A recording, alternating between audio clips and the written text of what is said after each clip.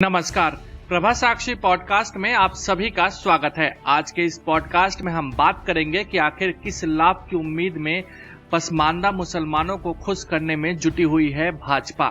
तो आइए सुनते हैं आज के इस पॉडकास्ट को, लेकिन उससे पहले अगर आपने हमारे चैनल को सब्सक्राइब नहीं किया है तो जरूर कर ले, ताकि हर रोज आप ऐसे ही इंटरेस्टिंग और जानकारी पूर्ण पॉडकास्ट सुन सकें।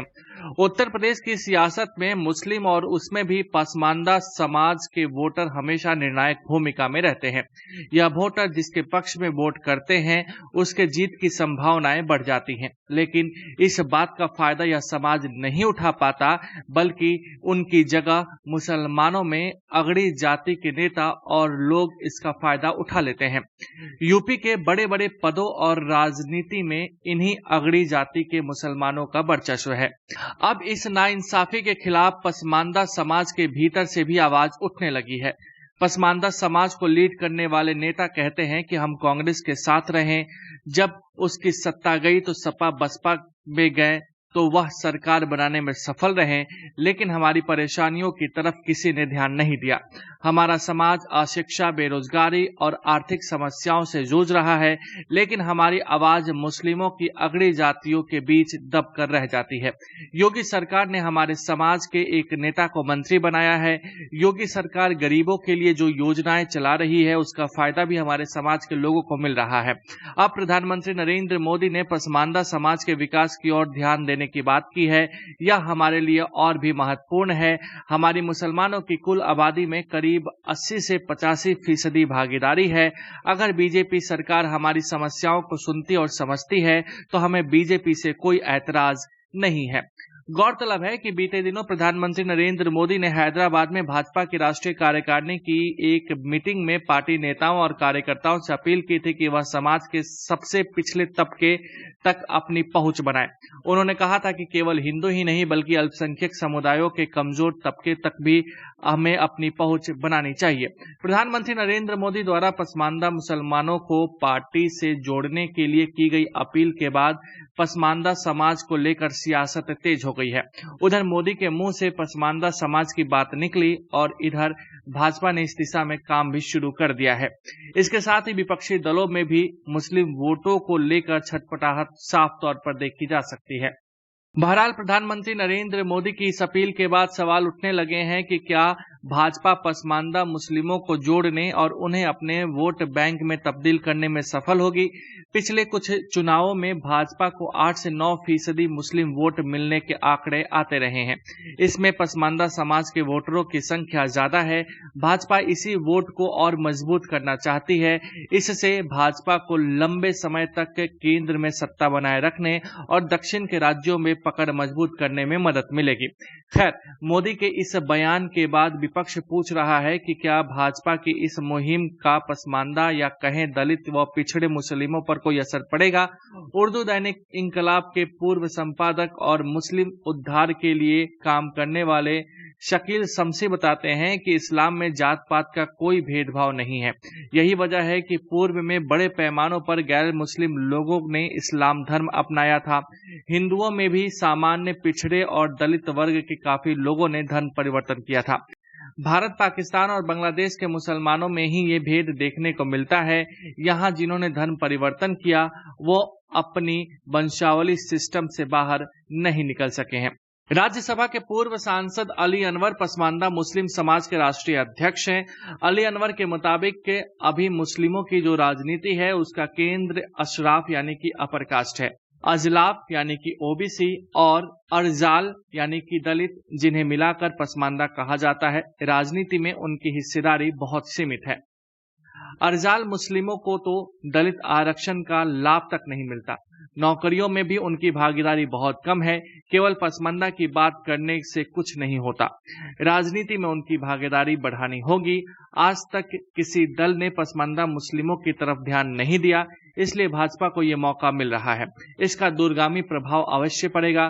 कहा यह भी जाने लगा है कि मुस्लिमों में पसमानदा का अनुपात अगर 100 में से 80 का है तो उन्हें उनका अधिकार मिलना चाहिए। भाजपा के इस कदम से अन्य दलों को भी इस तरफ ध्यान देना होगा। भाजपा के अल्पसंख्यक मोर्चा के राष्ट्रीय अध्यक्ष जमाल सिद्दीकी खुद पसमानदा वर्ग से हैं। उनका कहना है कि भाजपा अल्पसंख्यक मोर्चा में सभी स्तर पर पसमानदा मुस्लिमों का प्रतिनिधित्व है। पीएम की अपील पर काम करते हुए मोर्चा एक राष्ट्रीय कमेटी गठित कर रहा है। ये कमेटी राज्यों में पिछड़ों की भागीदारी और उन्हें मिलने वाली सरकारी योजनाओं के लाभ की निगरानी करेगी। राज्य स्तर पर भी इसी तरह की कमेटी बनेगी। इसके अलावा संगठन में पसमानदा मुस्लिमों को प्रतिनिधित्व दिया जाएगा। सिद्दीकी के अनुसार मुस्लिमों की राजनीति करने वाले दलों ने भी उन्हें हमेशा नजरअंदाज कर अशराफ को आगे बढ़ाया है। इन्हीं दलों ने मुस्लिम समाज में ये खाई, भ्रम और डर पैदा किया है। यही वजह है कि मुस्लिम समाज लगातार भाजपा से जुड़ रहा है। आजमगढ़ और रामपुर उपचुनाव इसका ताजा उदाहरण है। पसमानदा समाज को लेकर प्रधानमंत्री की अपील के बाद मीडिया में भी यह मुद्दा सुर्खियों बटोरने लगा। इसके मुताबिक पसमानदा मुस्लिमों की राजनीति से भाजपा को लाभ मिलेगा या नहीं, इस पर बहस हो सकती है, लेकिन इतना साफ है कि भाजपा की इस पहल से पसमानदा मुस्लिमों की स्थिति मजबूत होगी। पसमानदा मुस्लिमों की अनदेखी करने वाले अन्य दलों को भी इनकी तरफ ध्यान देना होगा। यूपी के MLC चुनाव में इसका उदाहरण देखा जा चुका है। योगी सरकार ने अपने दूसरे कार्यकाल में पसमानदा मुस्लिम दानिश अंसारी को कैबिनेट में जगह दी है। दानिश तब राज्य के किसी भी सदन के सदस्य नहीं थे। भाजपा के इस कदम ने सभी दलों को चौंका दिया। यही वजह है कि समाजवादी पार्टी को जैसे ही विधान परिषद में किसी को भेजने का मौका मिला, उसने भी पसमानदा मुस्लिम जसमीर अंसारी को चुना। मोदी की ही तरह राजनीति के कुछ पंडित व सामाजिक सुधार का काम करने वाले लोगों का यह मानना है कि पसमानदा मुसलमानों को बाकी मुस्लिमों की तुलना में निचले स्थान पर रखा गया है। ऐसा इसलिए क्योंकि ये वो मुसलमान हैं जिन्होंने दूसरे धर्मों से परिवर्तित होकर इस्लाम अपनाया है। धर्म परिवर्तन करने वाले ये मुसलमान स्थानीय आबादी का हिस्सा थे और इन्होंने काफी बाद में इस्लाम धर्म अपनाया है। इनमें से ज्यादातर लोगों ने व्यवसाय के आधार पर अपने टाइटल का इस्तेमाल किया, जैसे कि अंसारी और कुरैशी आदि। बता दें कि मुस्लिम समाज में पिछले और दलित वर्ग से आने वाले मुसलमानों को पसमानदा मुसलमान कहा जाता है। मुस्लिम समुदाय में इनकी संख्या करीब 80% बताई जाती है। बाकी के 20% में सैयद, शेख, पठान जैसे उच्च जाति के मुसलमान हैं। दावा यह भी है कि सबसे ज्यादा संख्या होने के बावजूद भी इन्हें अपनी संख्या के हिसाब से हक नहीं मिल पाया है। समाज पर राज 20% मुसलमान करते हैं, जो इन्हें धर्मांतरित मानते हैं और खुद को अरब मध्य एशिया से आए मुसलमानों के वंशज बताते हैं। यही नहीं, ये 20% अगड़े मुसलमान सामाजिक और आर्थिक तौर पर भी मजबूत हैं और सभी सियासी दलों में इनका वर्चस्व रहा है। पसमानदा समाज के नेताओं का मानना है कि कांग्रेस, सपा, बसपा आदि पार्टियों में पसमानदा समाज के उत्थान के लिए कुछ भी नहीं किया गया है। राजनीतिक प्रतिनिधित्व भी वैसा नहीं मिला जितनी जरूरत थी। दरअसल 2014 से 2017 तक उत्तर प्रदेश के चुनावों पर गौर करें तो बीजेपी ने अपनी पूरी रणनीति गैर मुस्लिम मतदाताओं पर ही केंद्रित रखी। पार्टी अपर कास्ट के साथ पिछड़ों और दलित वर्ग को जोड़ते हुए हिंदुत्व की राह पर चलते हुए केंद्र और यूपी की सत्ता तक पहुंची। अब 2022 में भाजपा दोबारा यूपी की सत्ता पर काबिज हो गई है, लेकिन इस बार की सफलता में अहम बदलाव शामिल है। इस बार की जीत में पसमानदा मुसलमानों से मिले थोड़े समर्थन को लेकर पार्टी नेता काफी उत्साहित है। पार्टी नेताओं का मानना है कि यूपी में योगी आदित्यनाथ सरकार ने अपने पहले कार्यकाल के दौरान तमाम सरकारी योजनाओं में इस वर्ग को लाभ देने की कोशिश की। इन योजनाओं का फायदा पसमानदा मुसलमानों को भी मिला। इसी का नतीजा था कि ऐसे लोगों ने बीजेपी को वोट दिया। उत्तर प्रदेश में मुस्लिम वोट बैंक की सियासत शुरू से ही अपनी अलग अलग पहचान रखती है। कभी ये वोट बैंक कांग्रेस का आधार माना जाता था, लेकिन धीरे धीरे कांग्रेस से इसका मोह भंग हुआ और समाजवादी पार्टी, बहुजन समाज पार्टी जैसे नए दलों में यह बंटने लगा। यूपी में 90 के दशक में तमाम सियासी घटनाक्रम ऐसे हुए कि समाजवादी पार्टी की मुस्लिम यादव पॉलिटिक्स और बसपा की मुस्लिम दलित सियासत तो इस कदर परवान चढ़ी कि दोनों ही पार्टियों ने कम से कम इनके दम पर कई बार उत्तर प्रदेश की सत्ता हासिल की।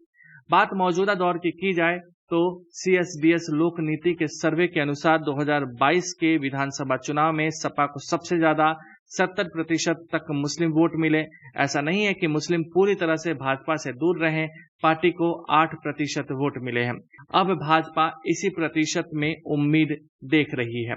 इसके बाद आजमगढ़ और रामपुर लोकसभा उपचुनाव में बीजेपी की जीत ने पार्टी नेताओं को और ऊर्जा से भर दिया है।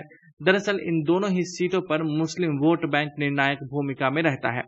रामपुर में तो पहले भाजपा जीती भी थी, लेकिन आजमगढ़ की जीत उसके लिए बड़ी थी। यहाँ सपा और बसपा वर्षों से यादव मुस्लिम और दलित मुस्लिम सियासत के दम पर चुनाव लड़ती आ रही थी। आजमगढ़ की जीत के बाद माना गया कि योगी सरकार के पहले कार्यकाल में प्रधानमंत्री आवास योजना, उज्ज्वला योजना से लेकर तमाम योजनाएं ऐसी रहीं जिससे मुस्लिम समाज के लोगों को भी लाभ मिला, जिसका असर इन चुनावों पर देखने को मिला। तो आज के लिए इतना ही। अगले पॉडकास्ट में किसी और मुद्दे पर देंगे विस्तृत जानकारी। जुड़े रहिए प्रभा साक्षी के साथ। अगर आप भी लेना चाहते हैं देश दुनिया की तमाम जानकारी तो आज ही सब्सक्राइब करें हमारे चैनल को। साथ ही नीचे दिए बेल आइकन को जरूर दबाएं ताकि हर अपडेट आप तक पहुंच सके।